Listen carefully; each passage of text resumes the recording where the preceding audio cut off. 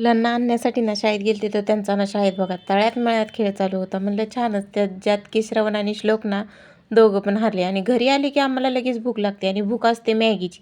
मग काय मॅगी बनवून दिली आणि मॅगी असली की प्लेट एकदम साफ होते. आता इथल्या बहुतेक खोल्या सगळ्यांना जुन्या झाल्यात त्यामुळे सगळे आपला आपला पसारा घेऊन निघून चालले आहेत. आणि ही चिंच बघा अजून पण कच्ची आहे आणि ह्या चिंचेच्या आमच्या घराच्या मागं अजून एक झाड आहे तर त्याच्या चिंचा पिकल्यात आणि त्या पिकलेल्या ज्या चिंच आहेत ना त्या खूप गोड आहेत. तर म्हटलं चला बघूया काढून. मग खूप मेहनत करून मी एक चिंच काढली आणि तिला फोडली तर ती जराशी आंबटच लागली.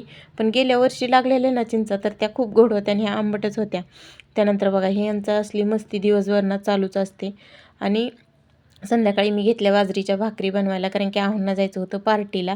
आता आज एकादस होती पण 2 एकादशी असल्यामुळं आज त्यांनी पार्टी केली. त्यानंतर बघा मी कधी उजेड होता तेव्हा बसलेले भाकरीला आणि अंधार पडला. त्यानंतर आमच्यासाठी आम्ही काजूची भाजी मागवली आणि जेवण केलं.